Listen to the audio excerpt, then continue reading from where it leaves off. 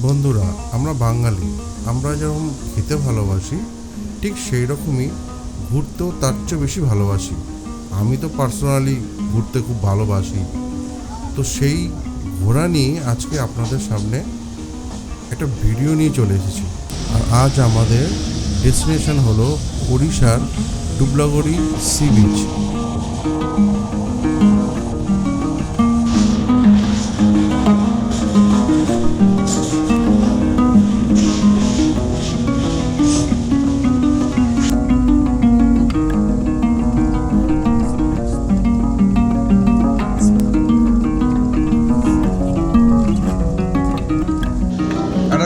বিপদের কেস আছে। হ্যাঁ, বিপদ, সত্যিই খুব বিপদ ছিল। কেননা সকালবেলা বালাসোর যাওয়ার যে 3টে ট্রেন আছে, সেই 3টে ট্রেনের মধ্যে ফলাকনামা ধৌলি এক্সপ্রেস সেদিন ক্যান্সেল ছিল। তো সেই কারণে আমরা ঠিক করলাম যে না, আমরা যখন যাব বলে বেরিয়েছি তো আমরা যাবই। তো আমরা সেই দিন ইস্পাতে করে খড়গপুর গেছিলাম এবং সেখান থেকে চলুন কিভাবে গেলাম দেখাই।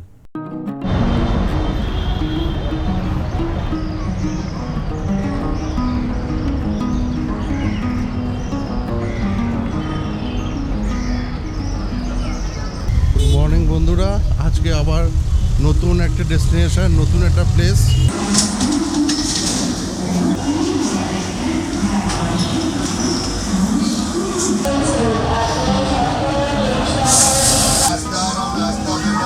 প্রায় 8 মিনিট লেট ট্রেন ছাড়লো।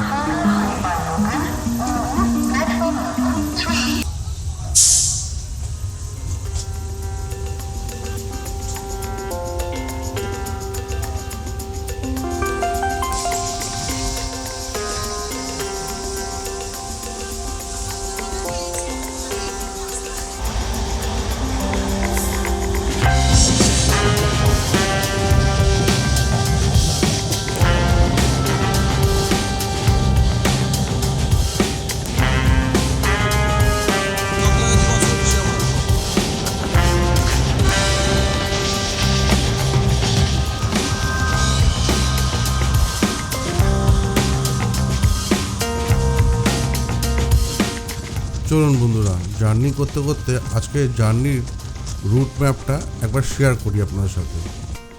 হাওড়া থেকে ইস্পাত এক্সপ্রেস করে আমরা সোজা চলে যাই খড়গপুরে, যেটা 114 কিলোমিটার ডিস্টেন্স।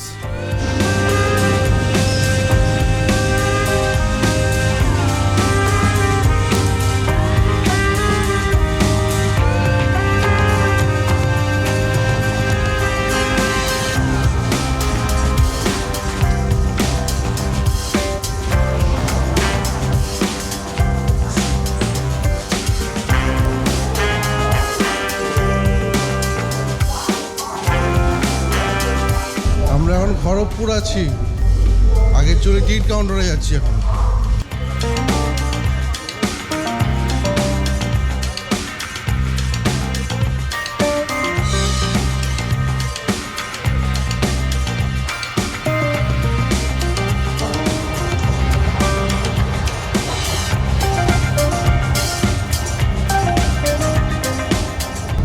আমরা দুজনে বেরিয়েছিলাম ব্ল্যাক হতে, কালো হতে বেরিয়েছিলাম। এত রোদ বাইরে, বিরাট টেম্পারেচার। আমরা এখন খড়গপুরের টিকিট কাটলাম, বালাসর যাব।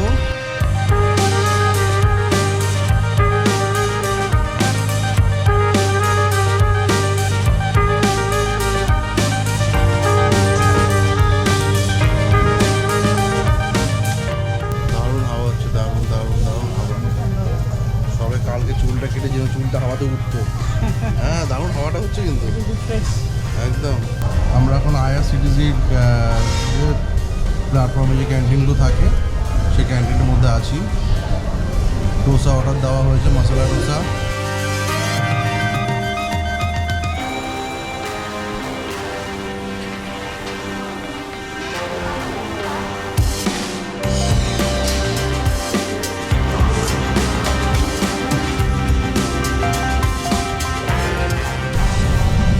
IRCTCর ক্যান্টিন থেকে 80 টাকার বিনিময়ে মোটামুটি।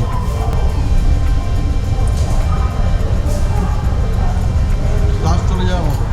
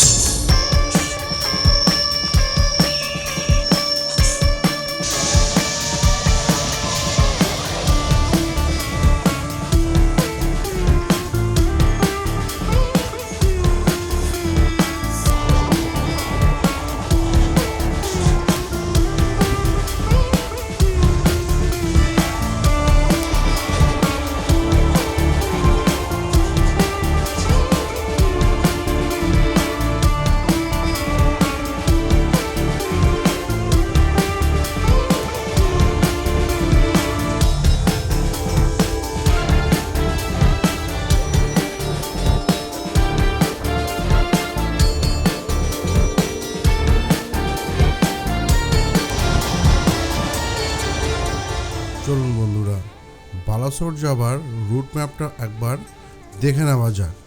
Kharagpur to Balasore distance 116 kilometre. আমরা পৌঁছই বালাসোর মেমু প্যাসেঞ্জার স্পেশাল ট্রেনটি করে।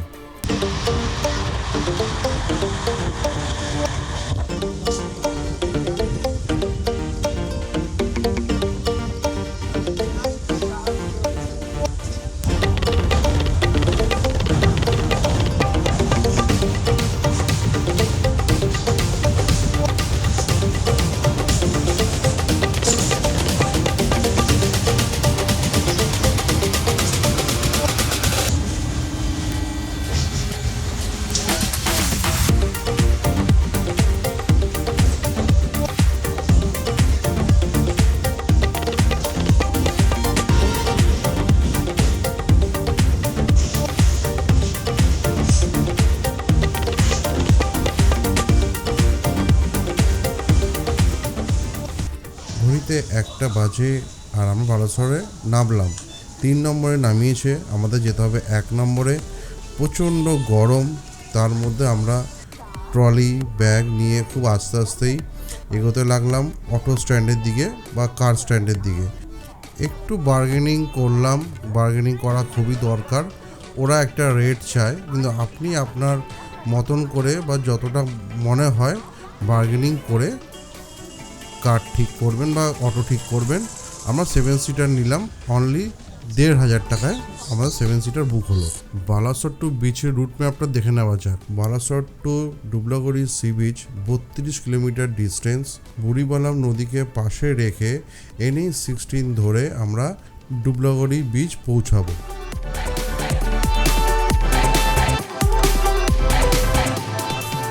আমরা এখন ঐতিহাসিক বুড়িবালাম নদীর উপরেই আছি, আর এখানেই বাঘাযতীনের সাথে ব্রিটিশ পুলিশের লড়াই হয়েছিল।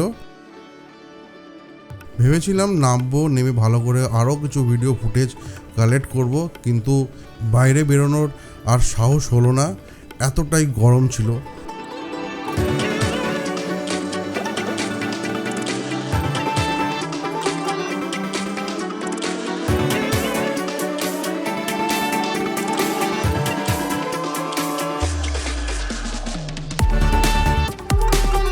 NH16 উঠেই কিছুটা দূর যেতেই দেখবেন বাঁ দিকে একটা স্টেশন দেখা যাবে, সেটাই হালদিপোতা। চলুন রুটটা একবার দেখে নেওয়া যাক, হালদিপোতা টু ডুবলাগড়ি। আপনারা যারা লোকাল ট্রেনে আসবেন তারা হালদিপোতায় নামতে পারেন। এখান থেকে মাত্র 18 কিলোমিটার ডুবলাগড়ি সি বিচ, যেটা আপনার 30 থেকে 35 মিনিট সময় লাগবে, আর গাড়ি ভাড়াটাও 800-1000-এর মধ্যে হয়ে যাবে। আমরা একটু আগে ওখান থেকে ক্রস করেছি। 41 35 নর্মাল টেম্পারেচার, তো সেই কারণে সব একদম সিদ্ধ হয়ে ট্রেন থেকে নেমেছি। আর আমরা ট্রেন থেকে নেমেছি, অন্য একটা জার্নি হয়েছে আজকে, ফিলস লাইক 42। তো জার্নিটা পুরোটাই শেয়ার করবো। আমাদের যে ব্যবস্থাটা হয়েছে গাড়ির, সেই দাদা বা কাকা যেই বলি, সে এই আমাদের সাথেই আছে। তোমার নাম বলো?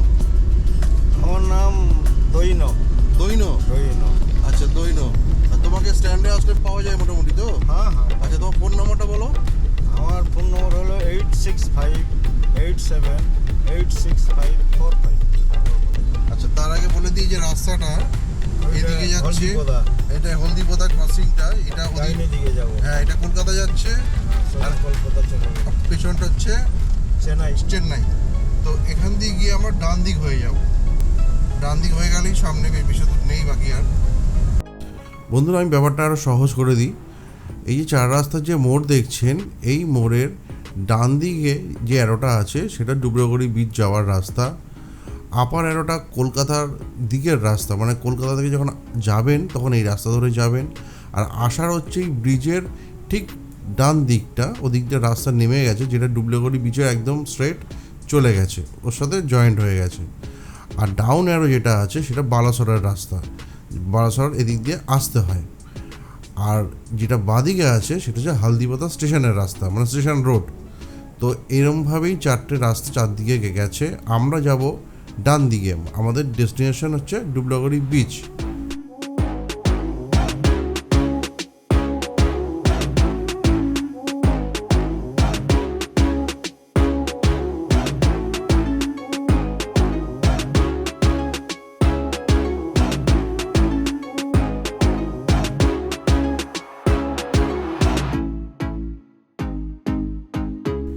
ড্রাইভারদের সাথে স্থানীয় গল্প করতে করতে আমরা এগিয়ে চললাম, এবং সাইডে সিনিক বিউটিটা খুব দুর্দান্ত সিনিক বিউটি। মানে এগুলো অ্যাকচুয়ালি এখানে আসলেই যেন আমরা এগুলো দেখতে পাই বা ফিল করতে পাই। আচ্ছা, আরেকটা জিনিস বলতে পারবে, এই যে ধান চাষ হচ্ছে, এগুলো এখন কি ধান হচ্ছে? এই চাষটা একদিন বছরে একবার ধান চাষ হয়। না, এটা কি ধান? এটা অ্যাকচুয়ালি দেশি ধান। দেশি ধান। হ্যাঁ, আচ্ছা, ধান